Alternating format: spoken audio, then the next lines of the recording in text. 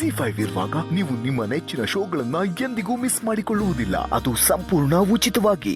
ಅಪ್ಪ ಯಾವಾಗ ಬಂದೆ? ಮಾಡಿರೋ ಕೆಲಸಕ್ಕೆ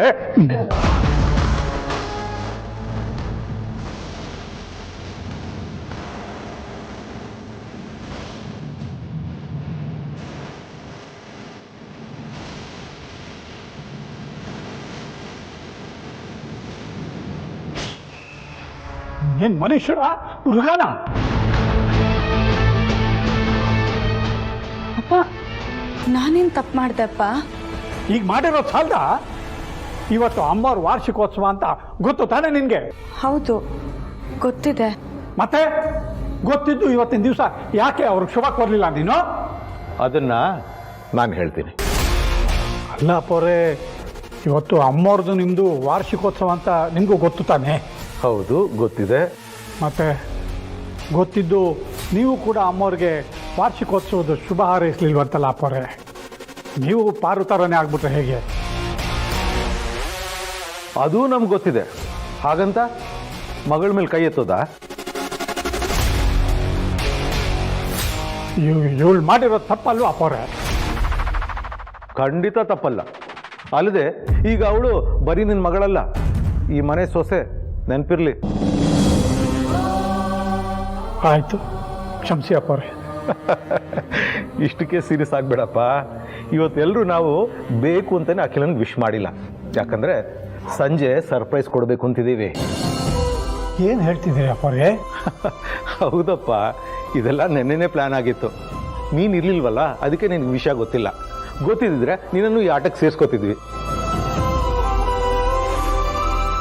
ಇಲ್ಲ, ಅಮ್ಮವ್ರ ವಿರುದ್ಧ ಯಾರು ಏನೇ ಮಾಡಿದ್ರು ಆ ಕೆಲಸಕ್ಕೆ ನಾನಿರಲ್ಲ. ಆಯ್ತಪ್ಪ, ಅಮ್ಮವ್ರ ವಿಧೇಯಕ. ನೀನೇನು ತಲೆ ಕೆಡ್ಸ್ಕೊಬೇಡ. ಸಂಜೆ ಎಲ್ಲರೂ ಸೇರಿ ಪಾರ್ಟಿ ಕೊಡ್ತೀವಲ್ಲ, ಆಗ ವಿಶ್ ಮಾಡ್ತೀವಿ. ಅದಕ್ಕೆ ಎಲ್ಲ ಅರೇಂಜ್ಮೆಂಟ್ಸ್ ಗುಟ್ಟಾಗಿ ನಡೀತಾ ಇದೆ. ಹೌದಾ? ಹೌದು ಸಾರಥಿ. ಆದರೂ ಪಾಪ ಅಮ್ಮವ್ರ ಕಷ್ಟ ನನ್ನಿಂದ ನೋಡೋಕ್ಕಾಗ್ತಿಲ್ಲ ಅಪ್ಪವ್ರೆ. ಪಾರುನು ಇದೇ ಥರ ಹೇಳ್ತಿದ್ಲು, ಆದರೆ ನಾವೆಲ್ಲರೂ ಬಲವಂತದಿಂದ ಒಪ್ಸಿದ್ವಿ. ಆದರೆ ಈಗ ಅಖಿಲನ್ ಕಷ್ಟಕ್ಕಿಂತ ನಿನ್ನ ಸಂಕಟ ನೋಡೋಕ್ಕಾಗ್ತಿಲ್ಲಪ್ಪ.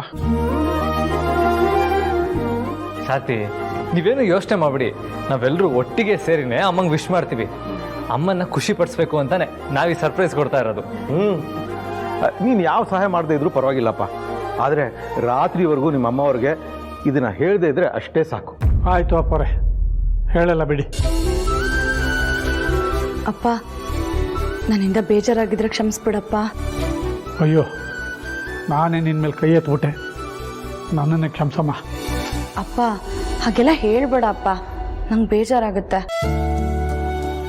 ಹೋಗ್ಲಿ ಬಿಡು ಹನುಮಂತು, ಒಂದ್ಸಲ ನಕ್ಬಿಡು, ಎಲ್ರಿಗೂ ಸಮಾಧಾನ ಆಗುತ್ತೆ.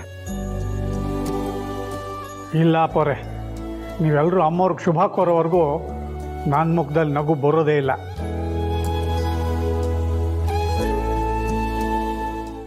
ZEE5 ಆಪ್ ಡೌನ್ಲೋಡ್ ಮಾಡಿ ಎಲ್ಲಾ ಸಂಚಿಕೆಗಳನ್ನು ಸಂಪೂರ್ಣ ಉಚಿತವಾಗಿ ನೋಡಿ.